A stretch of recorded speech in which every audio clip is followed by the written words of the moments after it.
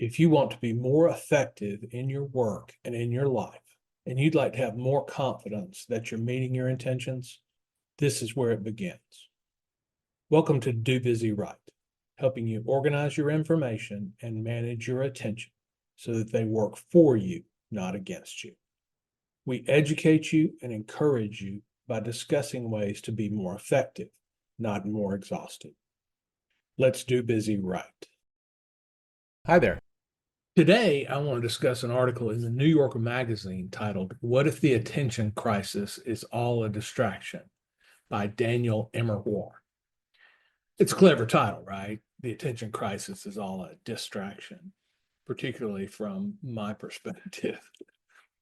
But I wanted to share some thoughts on the article as an opportunity to stay abreast of the current argument about technology versus our attention, versus whether we are a society that allows amusing ourselves to death, versus what's happening in our economy, and all these challenging issues. It's a complex issue, and there are good points made in many places. Of course, I have yet a different viewpoint than the ones I tend to hear from people who can get their articles published in the New Yorker magazine. We're looking at this attention problem, which I think is important for us to understand and resolve. The debate is good. This article brings up some points about the discussion. There's a recap of the overall discussion and various people who have commented on it. And my first take off the top of my head is that I wouldn't have used the term attention crisis. It's a little too dramatic, a little clickbaity. But we can take the article and use it to help us understand from this author's perspective who has said what about all this, and use it as a summary to keep up with the arguments as they continue to evolve and change. I think the article was triggered by the publication of a new book called The Siren's Call, but we'll get into that in a minute. But all this back and forth discussion and commentary is something you probably don't have time to keep up with, so I'll help you keep up with it because I think it's important. My foundation for engaging in this debate and my own perspective on the debate, if you've heard the podcast, I think attention is the fundamental productive asset in the current knowledge work economy.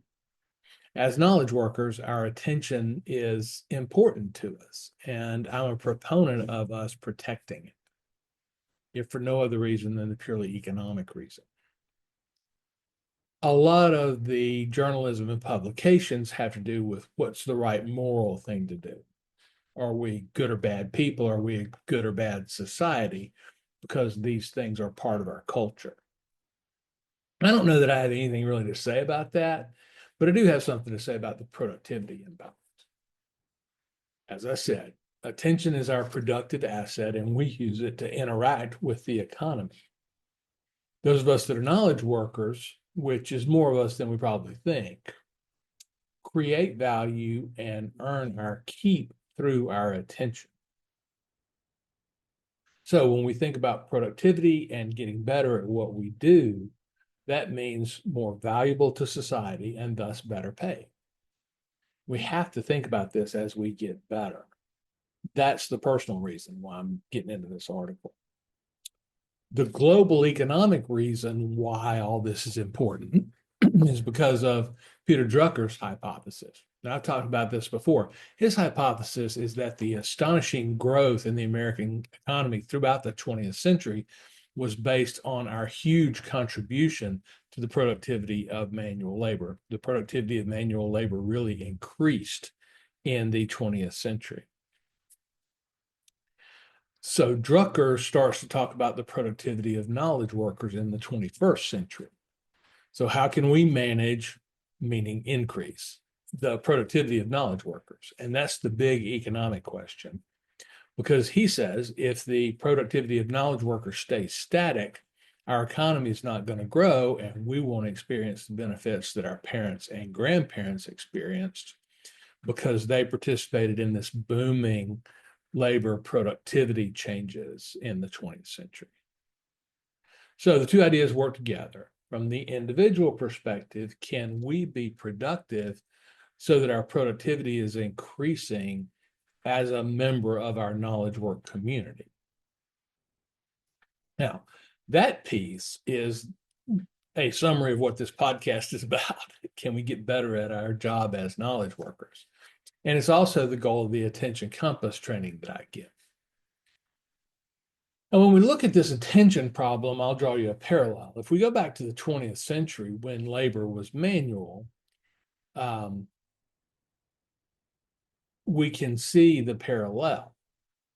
So the attention problem is to knowledge work what a overall hand-eye coordination problem would be in the manual labor factory world. Because that physical ability to manipulate objects was what made factory workers valuable in the 20th century.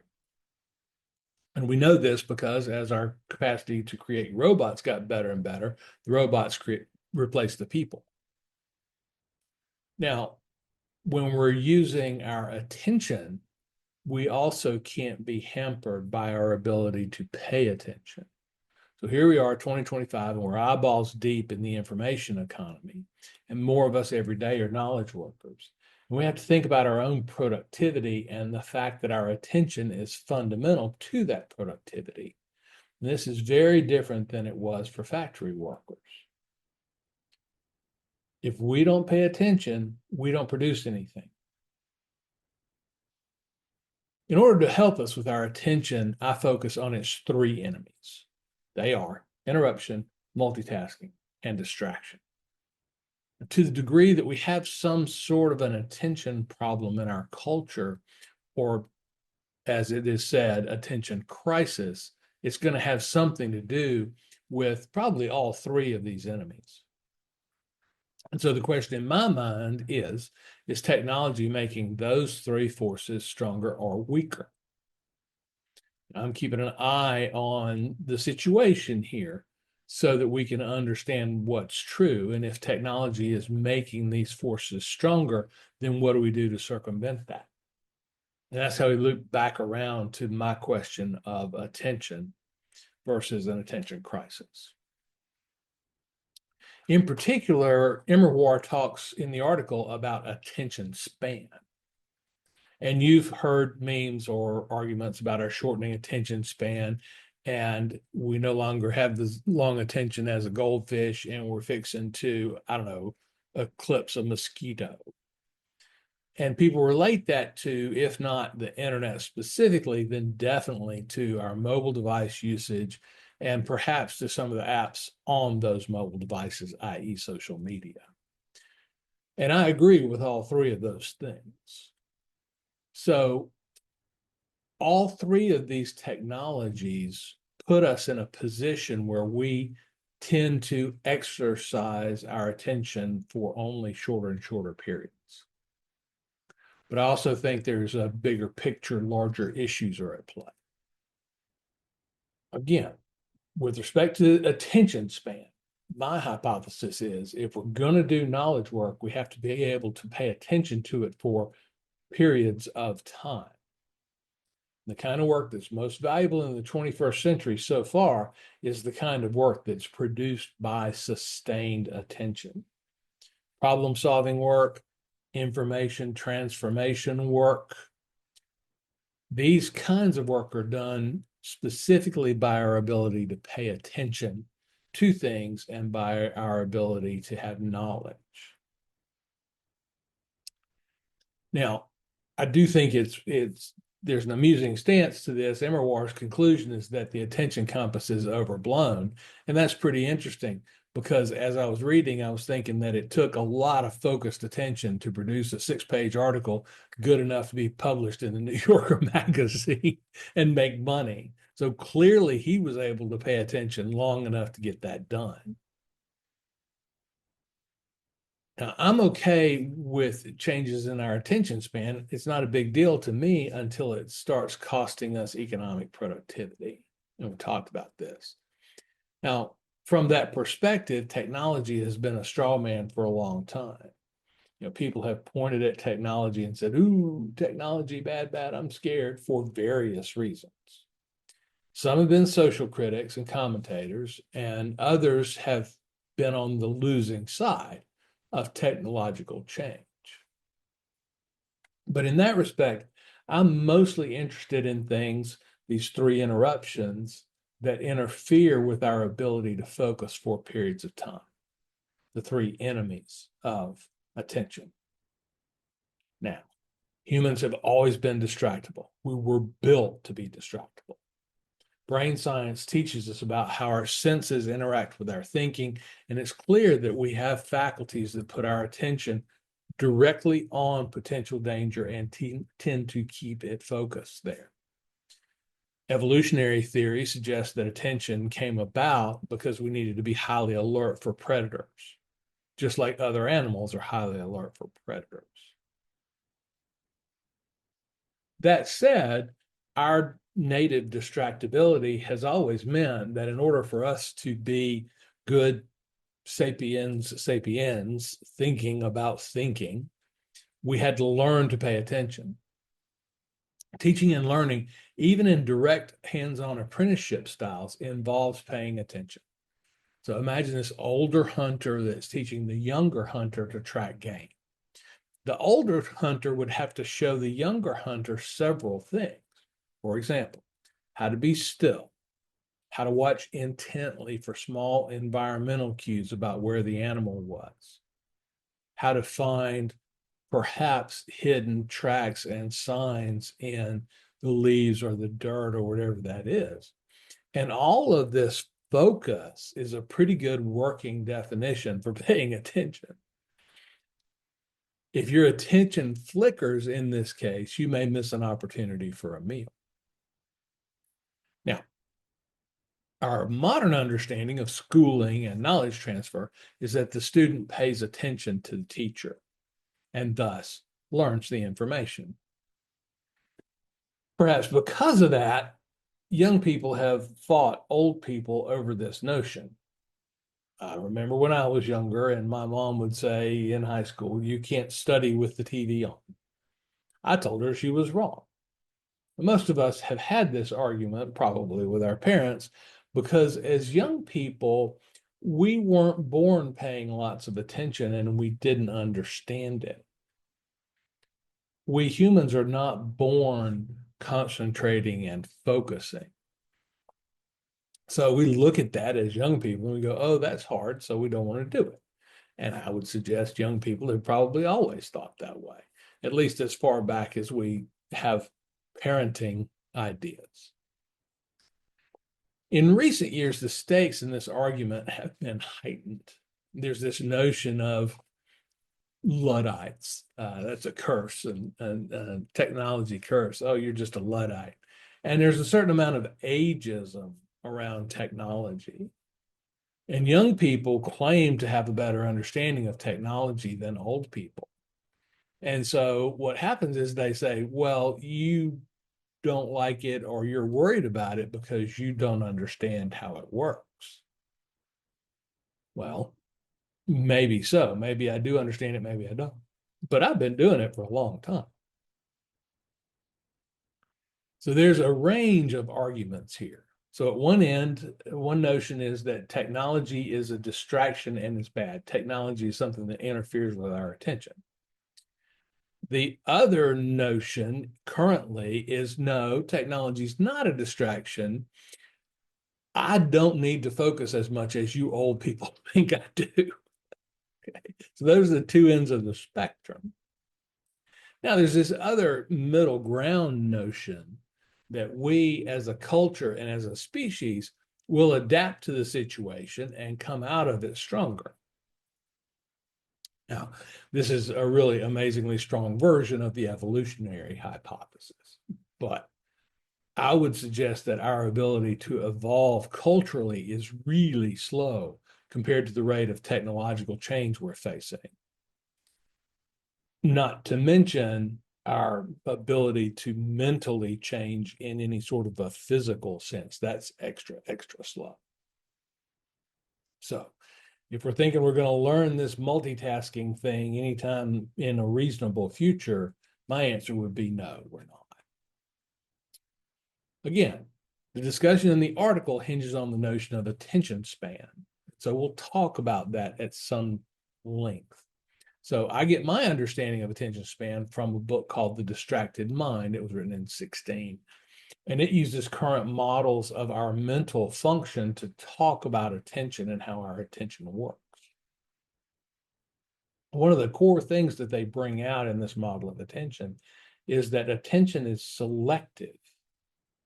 And that means we have the capacity to put our attention on something and keep it there, which is kind of what we're talking about with attention span. Now, it's interesting because selectivity includes looking for something that we don't yet see. So, we tend to think of our attention as being focused on something that's present in our experience, but we can also focus on something that we're imagining and look for it in the world. So, the models include not only this selectivity, but also persistence of the selectivity. So again, if we're looking for something and can't find it, our attention needs to persist. We do this all the time as humans. We continue to look for the thing and we're imagining what it looks like. And our attention continues to be focused on an object, even if we're looking through drawers and not seeing that object. So this sustainability or duration of our attention really logically includes the ability to block out other things to some degree. So it is very much like attention span. Unfortunately, we're not very good at blocking out things. Or maybe we're too good at it, depending on how you deal with it. There's a famous experiment where you look online at a video of people passing a basketball around in a circle and across the circle. And the instructions are to count the number of passes that get made. Somewhere in the middle of that video, a person in a gorilla suit walks through the video and does a little dance. And most people don't see the gorilla because they're focused on counting the passes. So this is an example of our ability to block out those distractions. Now, that blocking ability can be compromised by lots of things: unexpected touch, loud sounds, peculiar smells, flashing lights. So these things can reliably attract our attention regardless of how deep our concentration is on something. Now, lately, I've been hearing a term which is compelled attention.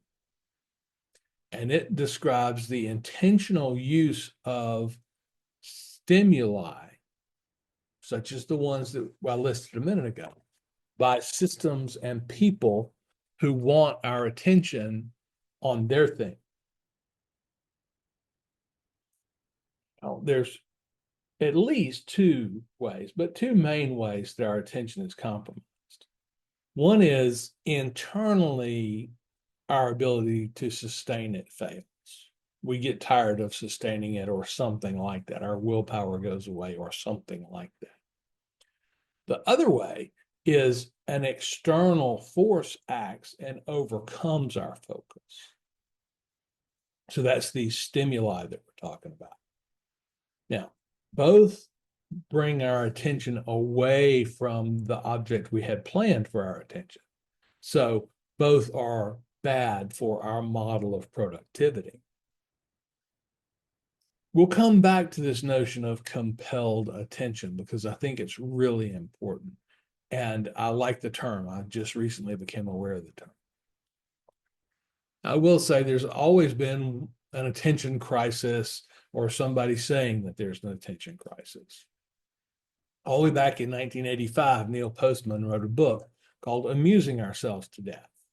And it was about attention as it relates to television. And before the internet, we had discussions about console video games and how they were ruining our brains, and music and studying and their mental impact. In fact, every technology that has had anything to do with getting information to us has been accused of being a distraction and or a problem for society. I don't know that the desktop computer in particular was ever implicated in this discussion, but the internet certainly was. So the internet discussion died off after a little while, and then we got the always connected smartphone, and the attention crisis came back full force. So we're carrying computers in our pockets, and all of that computing power, which is huge, seems to be focused solely on making us aware that something somewhere has happened or is happening. Because of this, now we're visibly attempting to multitask, and it's clear we're not paying focused attention. But again, this is not our first technological attention crisis. Again, almost every technology has been accompanied by hand-wringing. Perhaps the first was Plato in ancient Greece, complaining about the technology of writing because of the way it was going to impact our brains. So there have always been arguments about what technology is doing to us as a society, to us as people, to our brains. And the information part of that is now becoming the focus. I also mentioned that there's a fair amount of ageism around technology. And again, a lot of the discussion that you hear is, oh, old people, you just don't understand it. You don't like it. You're afraid of it. Now, I do think that technology, like almost everything else in the modern era, is marketed towards younger people. The primary reason is economics and capitalism, if you will.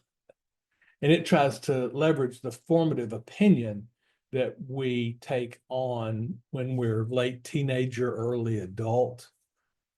So we haven't always known that those ideas were very, very sticky throughout life, but now we do. And marketers found this out some decades ago.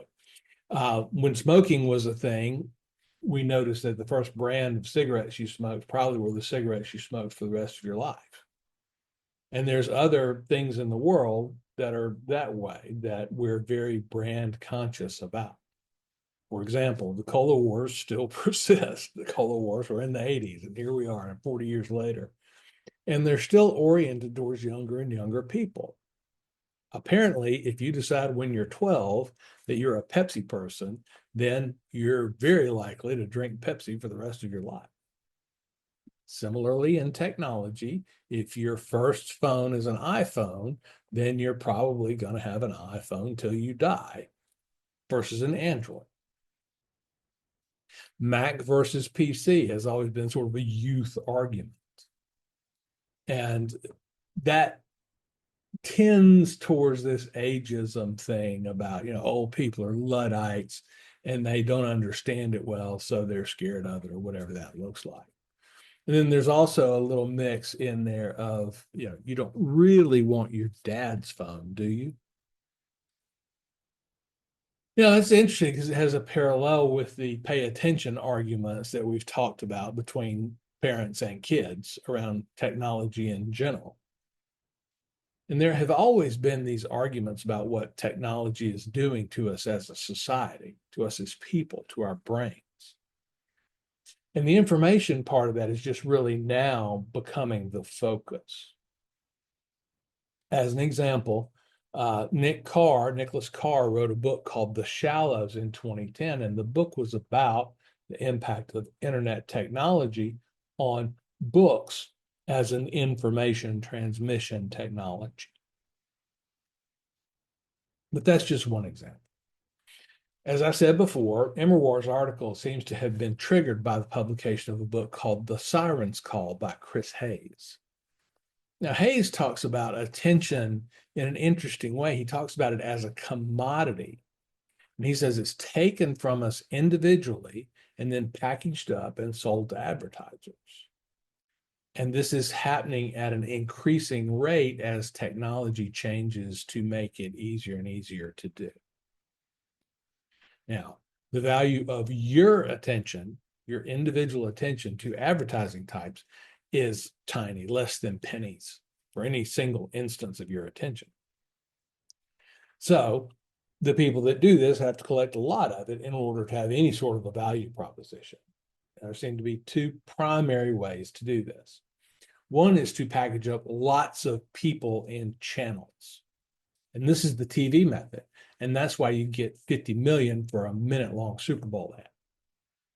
The other way is to package up longer chunks of attention. And I think this is more the software model. The people who develop this kind of software say, hey, we've got Larry's attention captured. Every time he logs on, he's on for 90 minutes. So that's valuable to you advertisers because we could show him maybe a series of ads for the same thing. And that's going to make him more likely to spend his money on what you're selling. So those two ways have different channels associated. So when we look at that second channel, the software model, I mentioned compelled attention earlier. And that's this involuntary attention, a knee-jerk response. Now, to be fair, there's not a whole lot we can do about that other than becoming a master of Zen meditation and moving to the top of a mountain. But with compelled attention, we now look into this notion of attention engineering. And these are attempts by people who build these informational artifacts or apps to compel our attention to their thing and keep it there. Now, this is not an entirely new thing.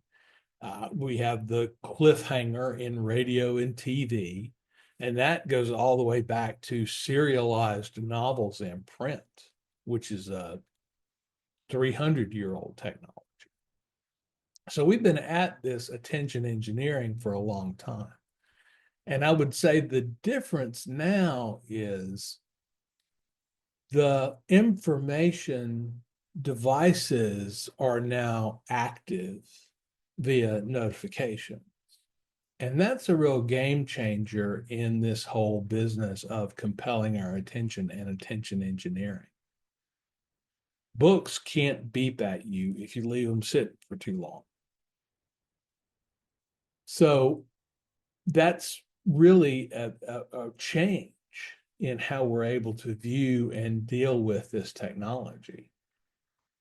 Now, add to that, I would say we're much more oriented towards acquiring and consuming information than we ever have been as a society in the past. So our screen time is increasing and has been for a long time. Ever since there have been screens, our screen time has been increasing. Maybe back in the day, television's primary competitor was sleep, right? So the competition for eyeballs was either you watch TV or you sleep. Now it's, if you're not watching TV, there's competition from another screen somewhere. Maybe you're on your phone. Maybe you're on the internet on a desktop computer. And it's our attention that's being sought here in this increasing screen time. Now, for a while, television was the only thing that would entertain you when you were tired. It was easy there in the living room. After a hard day's work in the factory, you come home, grab a beer, watch the idiot box for an hour, and then off to bed you go. And now the point is there's more different kinds of competition for that same entertainment, amusement activity that we all engage in. Now, the importance of information as a culture, we believe that we need to capture or consume as much information as we can. And that's why it's getting easier and easier for people to engineer our attention. We want information and people dole it out to us in attention engineering kinds of ways. Now, the problem is the fact of knowledge work makes giving up our attention more costly because we use our attention to actually do our work that gets us paid. Now, if you had a factory job, you could maybe check out during the workday. You could maybe put some headphones on and listen to some music or something. And then if there was excess attention, you could devote it to your hobby or TV when you got home. But now we've got things like attention fatigue because we try to pay attention for so long. And our attention's really not built to do that. And then on top of that, our attention span seems to be decreasing. I said attention engineering is not a new thing, but it is ramping up its intensity. And people that are doing it are getting better at it. because they're studying it hard and they're experimenting on it. Now, Chris Hayes uses some terminology that's really interesting. He says we're fenced in or pinned in to a way of paying attention that we don't like. As an example, some people go to Times Square and they say it's just a cacophony. It's unpleasant. All the visual and audible calls for our attention. It's just makes me unhappy. Well, of course, our world is increasingly becoming that way as well. We feel manipulated, like our freedoms are being taken away from us. So when Immerwahr talks about the attention crisis, he's specifically talking about attention span. Now, he doesn't mention knowledge work, so he's not talking to us as economic actors. It's kind of like the Plato argument. Plato's argument wasn't that we would be less productive people. His argument was that we would lose some faculty of memory. Our brains would atrophy and we'd become less useful human beings. We'd fall away from the thing that makes us special. So Immerwahr seems to be making that kind of argument. Right?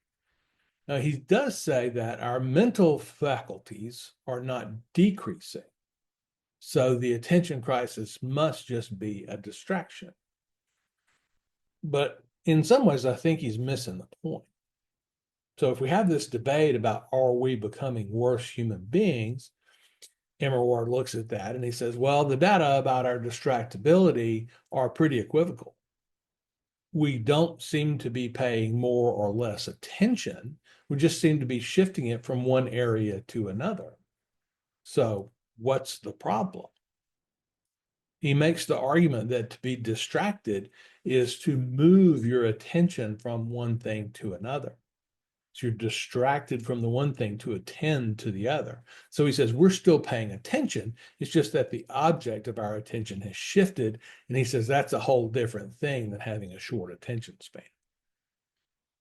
Now, he also cites evidence such as the length of movies, the increasing length of movies, the increasing binge watching of television shows, and the staggering length of some video games as evidence that our attention span is still very robust. Now, he does make another argument, and he says, well, the people that are complaining about our attention spans shrinking are people that have a vested interest in these long attention spans, which gets back to the old Luddite pre-technology teaching methods. Now, I would say the point that he's missing is that sometimes I would say the bigger problem is the divide of attention between entertainments and amusements and between our work. That is, that trading one amusement for another is certainly not my argument. Now, it does refer back to Neil Postman's 1985 book, which is titled Amusing Ourselves to Death. In the book, Postman makes the argument that this amusement thing that's available to us via TV is changing the focus of our attention, and we're spending more time being amused. Now, TV was the height of technology in 85 when he wrote this book. 85, we were just maybe beginning to get like VCRs. So it's TV is his focus. His point was that the dystopian future was not George Orwell's 1984. It's Aldous Huxley's Brave New World. That people are not thought controlled like in 1984. They're just apathetic because they're devoted to their entertainment like they are in Brave New World. So all of this is going on, attention span, maybe, maybe not. I think we need to frame the argument as a performance issue.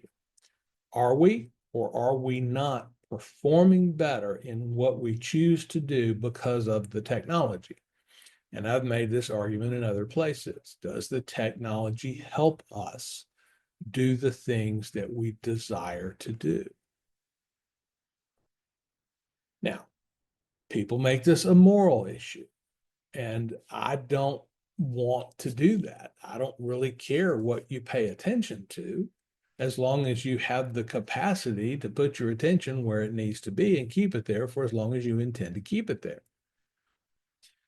If you want to get moral about our information use, I would say, well, there are bigger fish to fry. We don't understand how to use information. We routinely believe that more information is better when it's been shown over and over again that more information is worse. That's a bigger challenge to human functioning than overusing a smartphone. Another one is the degree that our attention is being monetized, taken from us and being sold without us participating in the profits. That's a big deal. But, are we losing our attention span? For now, is technology a bad thing for our productivity as knowledge workers?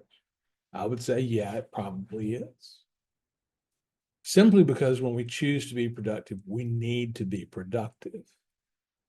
And I would say this attention engineering that pulls us from one amusement to another also pulls us towards amusements and away from our work. And I think that's the primary challenge that we face as knowledge workers. And again, it's mostly important because our attention is our primary productive asset. And that hasn't always been the case. So with that in mind, this attention engineering thing is consuming our talents and our dollars, and we're losing the battle to the attention engineers. We no longer control our attention. Now, Immerwahr winds up arguing that we don't need to worry about our attention span because there are from a moral perspective, nothing's wrong with our attention span. I argue from an economic perspective, there is something wrong with our attention span. We need to be able to do meaningful work in the knowledge work economy. Now, if we can't do it, it's bad for us individually because we're not productive and thus we're not economically viable. And collectively, given the Drucker hypothesis, as an economy. Now, I will say, focus, thought, attention, these are hard things to do. And the ability to learn to pay attention is just that. It's a learned skill. And if we're constantly handing our kids distraction devices rather than teaching them how to control their attention when we need to, we're teaching a lesson that's going to be economically challenging for them. Thinking involves attention and focus, and that's what's being challenged here. If we're going to think for a living, we need to think in long sequences. And that's challenging to us as human people, but it's also challenging to us in our current technology environment. It's interesting because technology, the nature of technology is that we solve the easier problems first and we build on those, leading to our ability to solve harder problems. I joked with my programming students, we've got an internet. We don't need another one. So you guys, when you graduate, need to go out and solve harder problems than that. So you better get good at what you're doing. And because of this technology drift, our problems are not getting easier to solve. And in my opinion, AI is not going to help us, at least in the short term. So the need to think about these complex problems and issues is increasing. And that deep thinking requires attention and focus. So what do? I help people manage their attention. So we do white hat attention engineering so that you can fight back against the people that are using attention engineering against you. I help you build and use tools in such a way that they support your attention and tasks and help you manage them. And that's what this podcast is about. And that's why I developed the attention compass. When I teach Attention Compass, we learn habits of work and habits of thought that support us putting our attention where it needs to be. Now, if you believe that your attention needs to be on some 4-hour slasher movie, then that's fine. It'll help you keep your attention there. But we give people the freedom of choice about where our attention goes and how long it stays there. If that's something you're worried about, if that's something you're interested in, reach out. I'd love to get together and get some coaching in your hands around this. I think you'll find that an hour together is something that pays back value very quickly. Of course, you can reach me on LinkedIn. I'm not hard to find there. Larry Tribble, of course. Or you can hit me directly at my email address, which is larry@dobusywright.com. Now, the final point I want to make in this argument is that I suggest that our attention span is a subcategory of delayed gratification. Now, you may not know what delayed gratification is, but it's very valuable for humans, as shown by the marshmallow test from the 60s. So delayed gratification is the ability to put off our desires till later, to not respond to them in the immediate short term. So kids had to wait for the second marshmallow in order to be able to eat the first one. And the kids who could do that waiting, they followed them and they had better outcomes in life than the kids who couldn't. Now, when we think about delayed gratification in the modern world, our attention span is a form of delayed gratification. I think that instant information gratification and its close cousin, FOMO, fear of missing out, are challenges to our broader idea of delayed gratification. And I think the parallel is simple. If we can say, oh, hey, I have some curiosity, or I wonder what my buddy is up to, if we can delay gratification of that curiosity, then that helps us form this larger delayed gratification picture. And if we can't, then it erodes our overall sense of ability to delay gratification. In fact, and it's kind of funny, the researchers found that the kids that did best in the marshmallow test used techniques to get their attention off of and away from the marshmallow. So this is how this delayed gratification and attention and information work together. I'd suggest that we need to do the same thing about the engineered amusements and entertainments that are sucking up our attention. Quickly, to recap, we've been discussing the state of the debate around our attention and can we control our attention? This is triggered by an article, What If the Attention Crisis is All a Distraction, by Daniel Immerwahr in the New Yorker magazine. And also the book, The Siren's Call, by Chris Hayes, which are both commentaries on this argument. I disagree with Immerwahr and side with Hayes. Our attention is being engineered in ways that are not in our best interest. And that's increasingly important because knowledge work requires our attention. That is, our attention is our primary productive asset. If it's being engineered, then we need to deal with that for both individual and economy-wide productivity. I offer Attention Compass training and attention and task management consulting and this blog to help you deal with this challenge.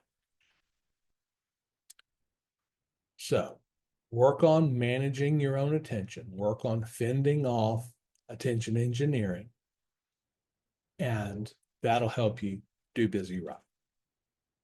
I'll leave it there for now. This is Larry Tribble, Ph.D. Thanks for taking some time to improve your task and information management on the Do Busy Right podcast. The show is dedicated to helping you think about how to get better at working. And we do this by improving your attention and your focus.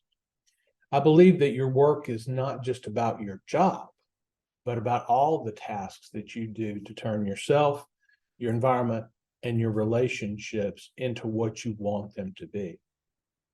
What we're really talking about here is the underpinnings of becoming who you want to be. The primary way I help people is through coaching the Attention Compass process.